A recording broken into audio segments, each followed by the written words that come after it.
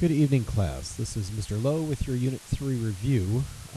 Today we're going to go over the pretest, which is going to be your study guide. We did the same thing this morning during class time, but I thought I'd make this little review for you. So here we go. We're going to look at question number 1 first. Alec is making a picture frame as shown below. Which unit of measure should he use to describe the size of the angles?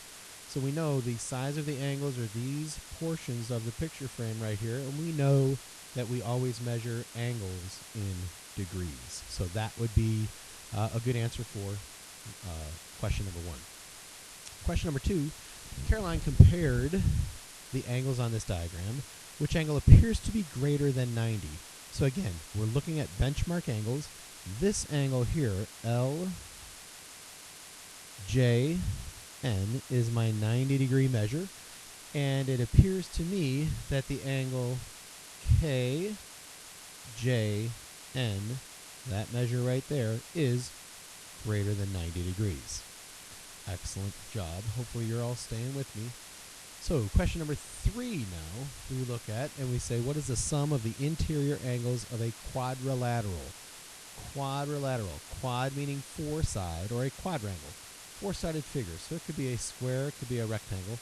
We know that these measures in this rectangle are 90 degrees, and we know that 90 degrees plus 90 degrees plus 90 degrees plus 90 degrees equals 360 degrees. So that is the answer to question number 3. Question number 4 talks about diagonal GI. This is the diagonal, correct, right here. GI divides the square into 2 triangles. Which type of triangles are shown for triangle GHI and triangle GJI? Well, I know that this angle measure right here is a right angle. And when we look at right angles, that gets rid of answer number B, because there is nothing in there that talks about right angles. So now we look at right isosceles, right scalene, or right acute. Right acute doesn't make a whole lot of sense, because for a triangle to be acute, it has to have 3 acute angles. So that one doesn't make any sense to us. So now we're looking at the difference between isosceles and scalene. Scalene triangles, none of the 3 sides are equal.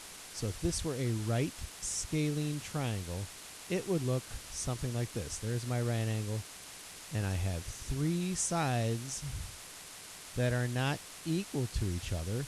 And obviously, this side here, JG, and this side here, JI, are congruent to each other, which means they are the same.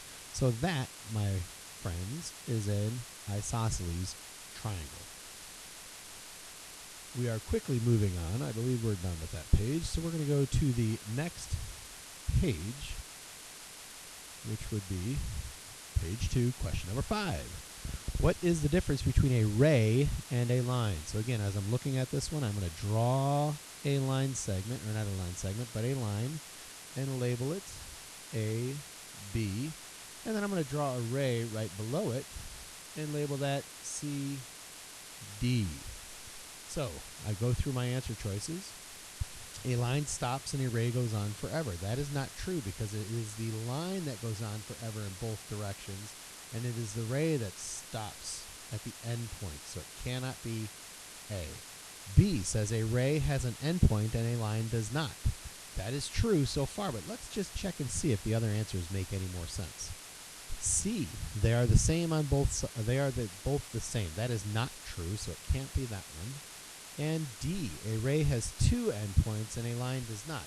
The problem with this is a ray only has 1 endpoint right there, not 2. So the correct answer is B, a ray has an endpoint and a line does not. Moving on to question number 6. Triangle has 1 right angle and 1 acute angle. What kind of angle must its third angle be? So what I would do is draw a picture. So I'm going to go get my straight line tool, and I'm going to draw a right triangle. There's my right angle. The only way I can make a triangle is by connecting those sides together. Here is my right angle. This is my 1 acute angle.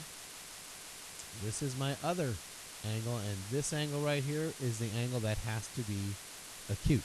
So again, I encourage you guys on the test tomorrow, make sure you're drawing a picture. I think that'll help. Let's take a look at question number 7. A clock is shown at the right. Use the benchmark angle to determine the measure of angle x. What is the measure of angle x? Well, this gets back into drawing some benchmark angles on here. So let's go to my shapes tool and let's draw some angles. I know that this is the angle that I'm looking for. This is the red angle right here. But what we want to look at is drawing our benchmark angles. I'm going to kind of draw this one right next to it, not necessarily on top, but right next to it. There is my 90-degree benchmark angle. So as I'm trying to figure this out, I'm saying to myself, well, the red angle, which is the angle I'm interested in, this one right there, is less than 90 degrees. So for my choices, I can get rid of D because it's 105, and I can get rid of C because my answer is less than 90. So now I look at that and say, well, what's the answer?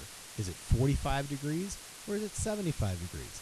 So again, as I would do is go get my straight line tool, and this time we'll say a 45 degree is going to split that angle exactly in half. So I can see from my drawing now that the red angle is greater than 45 degrees, which means my answer choice must be